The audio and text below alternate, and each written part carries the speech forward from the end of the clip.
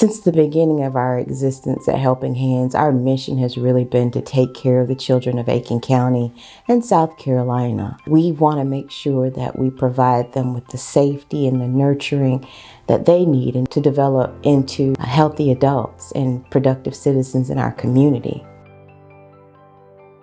One of the great equalizers in our society is education. And we know that a lot of our children, with the stress of living in environments that may be often chaotic and unsafe, education is really not the focus. So at Helping Hands, our job is to make sure that they remediate what they've missed. We want to make sure that they reach back and find those foundational skills that are going to help them be successful educationally in the future. And so through our tutors and other volunteers, we make sure that they get the extra support to be able to perform properly in class. This is important because we know that educational level and poverty level are two important risk factors related to abuse. We want to stop the cycle of abuse in our children's lives, and so we want to give them the skills to move forward and be productive, emotionally present, and responsible adults in our community. My name is Derry Beard. I'm the lead tutor here at Helping Hands. Students come to me. Oftentimes they're not sure what they want to do. They are not sure what they actually can do. So it's my goal to allow them to really be able to dream, find out where their hot spots are. The question that I often will ask a child is, if you had 3 minutes to tell me everything about yourself, what would you want me to know? And at that point, what we do is oftentimes we talk about different paths after graduation from high school. When we have a student who's ready to look at colleges, we then go do the research and then go and take a look at some of these schools. We are very close to Aiken Tech, and oftentimes the students will go there. If they have another idea of another school that they're interested in, then we're going to work toward helping them to get into there too, and doing some research and college tours, just like any other junior or senior in high school. They also go to college nights that are around this area. It was so hard because all my stuff, like my grades and everything, it was in Mexico. So it was so hard for bringing it here and everything. They did it. They put me in college and everything. Tutoring is very different than teaching in a classroom because it's one-on-one. It's sometimes much more easy to spot a problem or a difference. And oftentimes, if there is a difference, it's been going on for a long time. It's my job to spot those and then get them the help that they need. Sometimes kids come to us with an IEP or a 504 plan, which makes it a little bit easier because then we know where the issues are and we can address those issues. Kids teach me about computers all the time because I didn't grow up with computers. So the one skill that they learn is patience. They also have learned that they can teach somebody else something, that they have a skill that somebody else doesn't. But also the feeling of success. I had a young man at one point who came here. He went to the adult ed and got his GED. And he came home back here with his GED, and we made a copy of it, and I put it up on the refrigerator, and he burst into tears because nobody had ever done that for him. That's the thing, to just give them a little bit of self-confidence that, you know, they can be successful, they just have to work at it. As time has evolved and our service model has progressed, what we realize is that in addition to the love and nurturing and safety that we have offered them, we also need to offer the things that we were offered in our homes. Independent living skills, the things that you learned alongside your parents as they went through their daily lives. Things like cooking and cleaning and balancing the checkbook are so important, especially to the young people that we serve at Helping Hands. They're coming from environments oftentimes that don't provide the supervision and guidance that they need.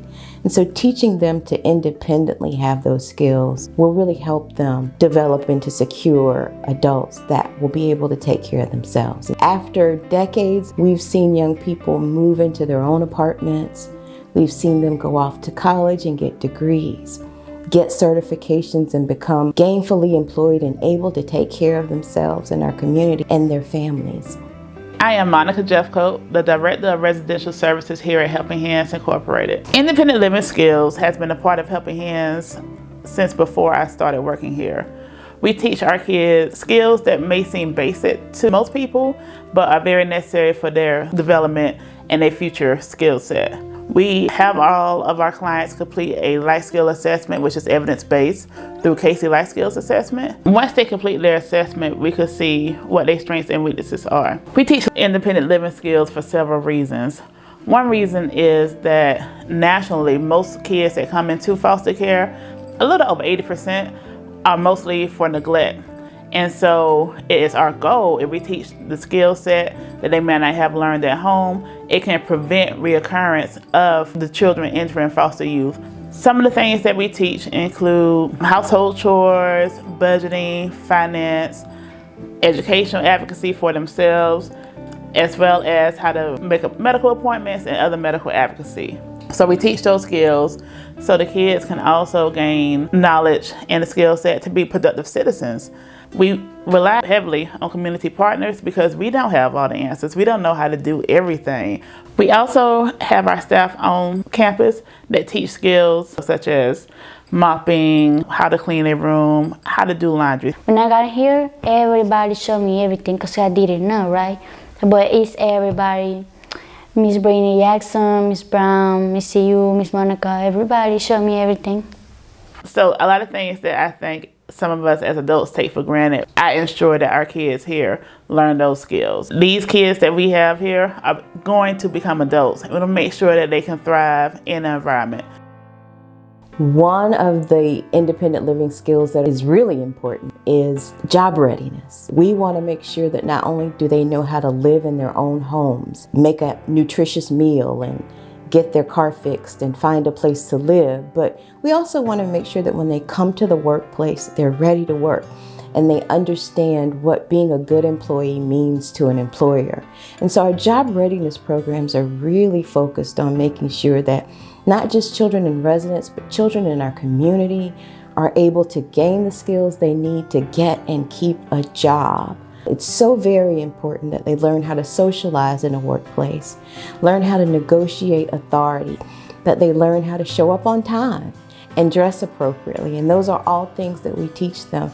In addition to that, though, we want to teach them how to explore careers and decide what they want to do with their lives. My name is T.U. Gould. I am the Director of Community Programming for Aiken Youth Empowerment, which is a program of Helping Hands. Career readiness is important because it gives them the opportunity to begin their career search and to learn how to become employable and also maintain employment.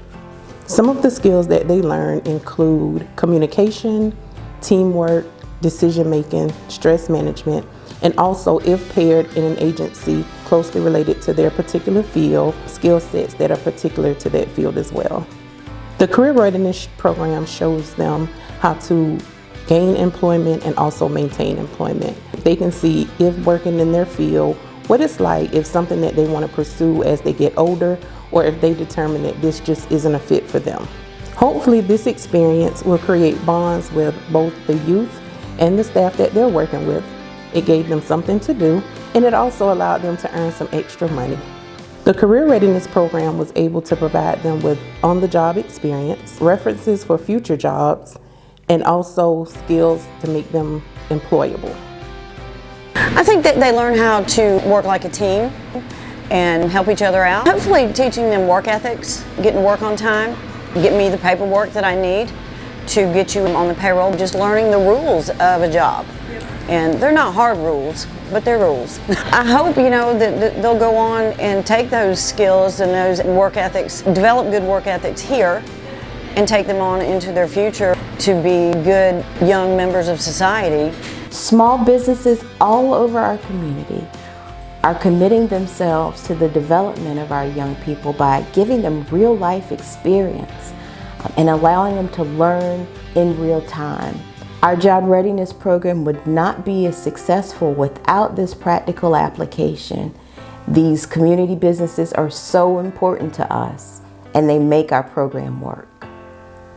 Our mission here is to make sure that they leave here better than they came, and that they learn skills that are developmentally appropriate for them so that they can function along with their peers.